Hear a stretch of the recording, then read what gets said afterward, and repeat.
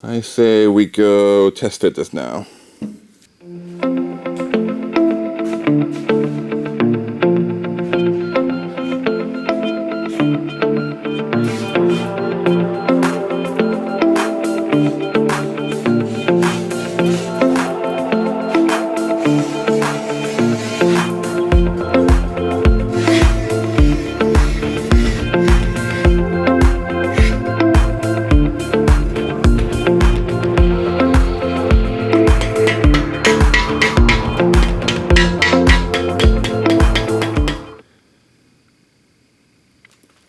I'd say we're looking pretty damn good here. Very tight fit. As you can see, it's only really going to be welded here and here. I'm going to heavily bevel both the guard and the blade so I can get some nice weld passes in there. The rest of this area will be welded as well, but it'll just be more of a fill-in, fill in the gaps basically, and I'll grind the whole thing back smooth. I did oversize this slot so I would have some adjustability, and just in case the blade didn't come out perfect or the guard didn't come out perfect. But I think just from me placing in there, I haven't tried to precisely position it.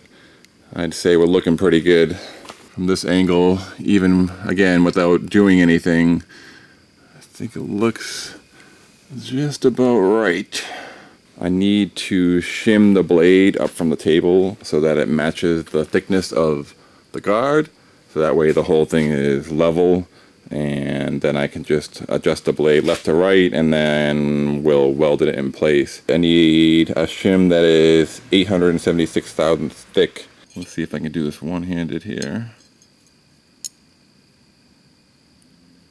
I'd say I'm pretty close. Alright, I've got the shim in there. Now let's see how level I got it. I'll turn this on. I'll zero this out. So we're now considering the table to be level. And we'll try this. Looks good to me. Alright, after a whole bunch of measuring, I think I've got this thing straight.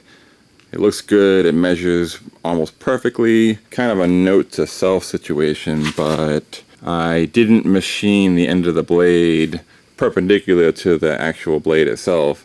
That would have made it easy to line up here. I could have just lined it up against this surface and I would have known that the blade was straight, but I didn't, so I can't. And in fact, you can kind of see, hard to see with this clamp in, but the blade kind of sticking out a little bit up there and down here. It's kind of inset. Can't really show you too well, but I think you get the idea.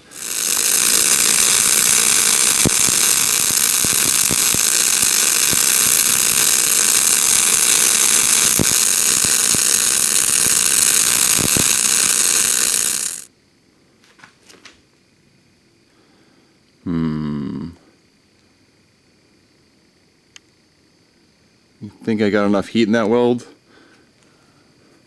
Not too sure. Alright, so as you can probably tell, I was just glopping tons and tons of weld on top of that so that I could grind that all back to a nice flat surface. We'll get this presentable again and then we'll work on attaching the handle.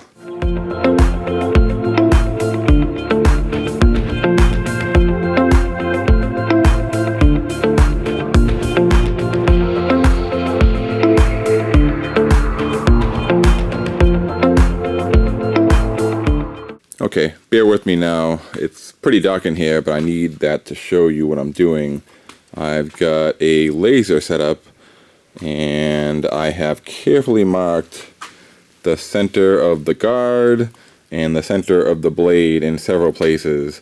I don't know if you'll be able to see this in the dark. I'm looking at the viewfinder. I don't really think so, but the mark right there, you can see the laser's going right through it. And there's several more that the laser passes through, so I'm confident that I've got the laser on the center of the swords. I've measured it probably 1,000 times, up and down, side to side, then using the laser to make sure it's straight, so on and so forth. So I think I'm good to go. I don't know. Yeah, you can kind of see it. Looks pretty good. Full disclosure, I did steal this process from Michael Cthulhu.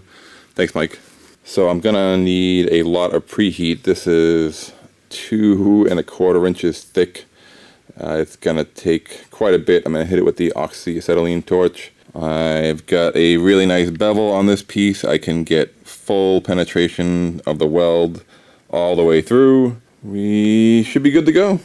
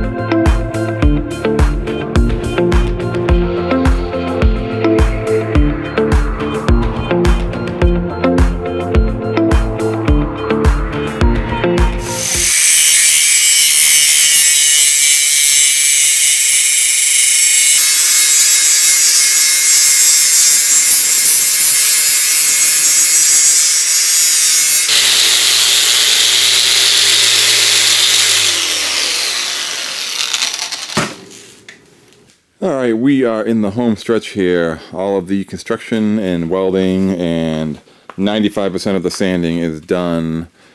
We just need to make these studs and install them, and then sharpen the blade and put the wrap on, and we're all done.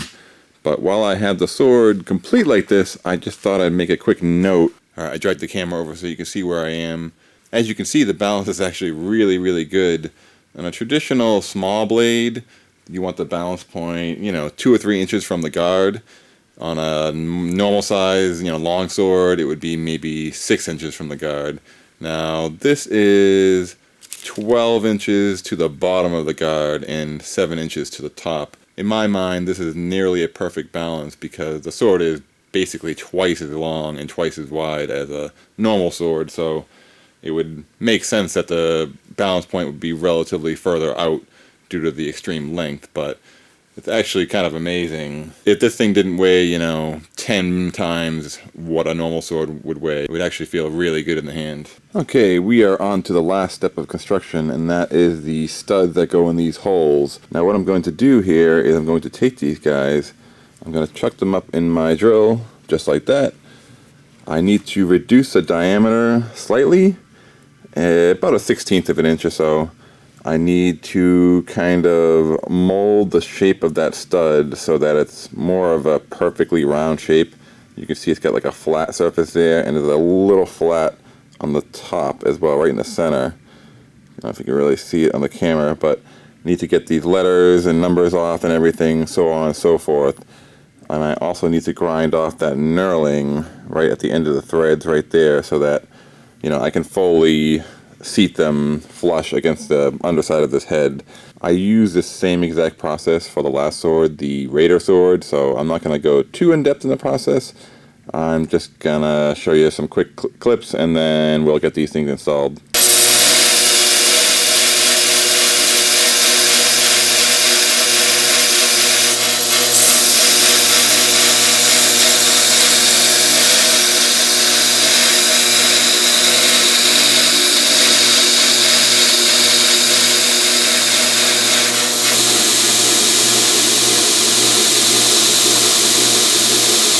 Okay, just a little safety disclaimer here. I'm going to be getting rid of this knurl section by doing this, basically, just spinning it against the angle grinder, the grinding disc, until the diameter is less than the threads, basically. These things spin, I think 11 or 12,000 RPM.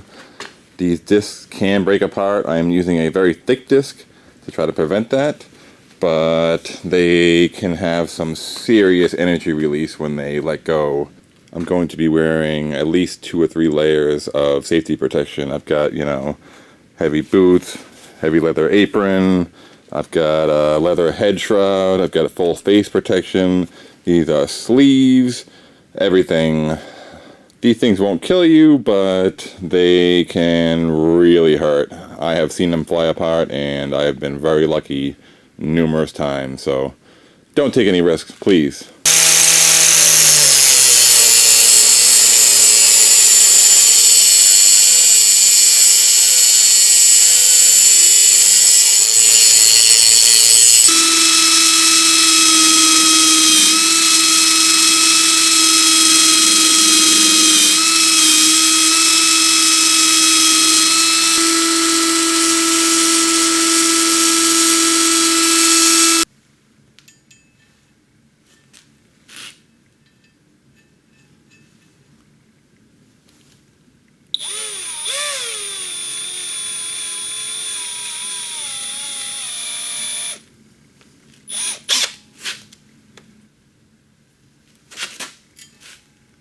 Oh. Well, that's fucking interesting. Well, as luck would have it, I broke the very first stud off.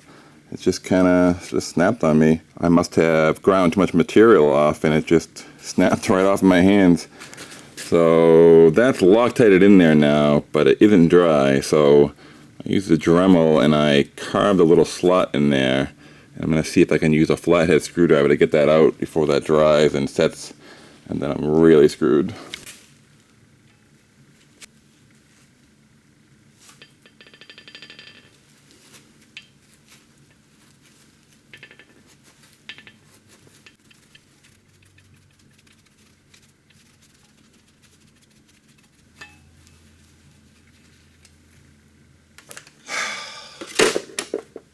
Alright, thank God I got that out of there. I think I discovered what the problem is. You can kind of see if you look into this hole, there's nothing in there. Same thing with that one. But then this one, this is really tough to do, but you can see the little bit of silver at the bottom of that hole. You can just catch it. What it is actually the edge of the blade. The blade is tapered and it gets larger as it goes this way. So on the last hole, it's just protruding just the tiniest little bit. And it's not letting the stud seat all the way. So what I'm gonna have to do here is reach in the hole with this little tiny Dremel bit and try to just trim the edge of that, the sword blade. I'll probably have to re-tap this hole afterwards. I'm sure I'm gonna screw up and hit the edges and damage the threads a little bit, but this should be recoverable, hopefully.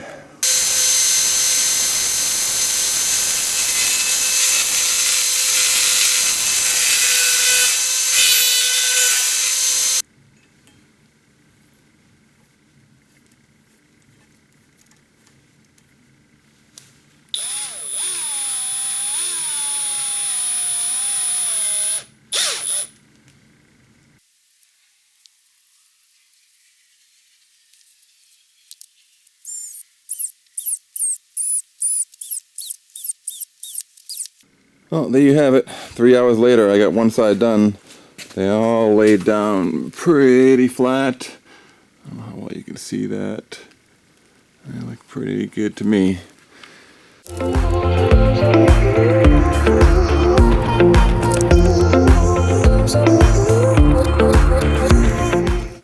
Alright, my friends, this is about it. We're all done. I'll try to get some outdoor shots in natural light. It looks a little bit weird in the harsh light of the shop here, but it's dark out right now, so that'll have to wait till tomorrow. In the meantime, let's weigh this and then let's get our hands on it and see how it feels. I have not actually picked this up yet. By the way, I just measured it out. It is 84¼ inches long, almost exactly 7 feet.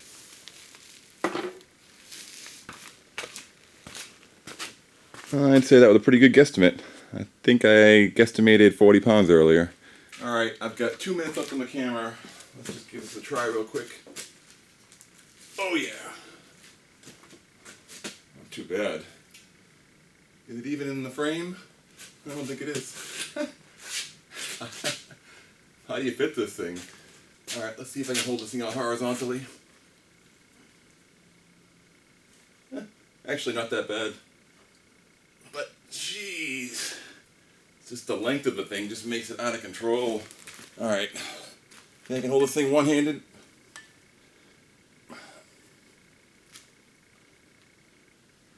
Oh yeah, just barely. Side note, I'm gonna have to put a nice rounded edge all along here because when you're holding it, it just kind of like digs into your hands just from holding it, never mind trying to swing the thing. So one little final modification and we'll be done.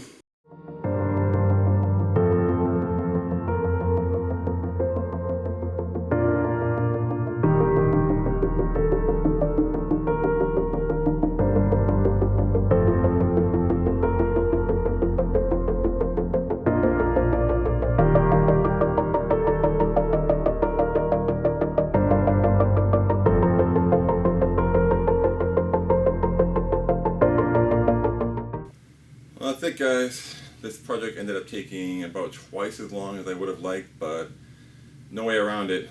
I'm happy with the end result, and that's all that matters. Hopefully the next video is not a Berserk weapon, but no promises. Till next time.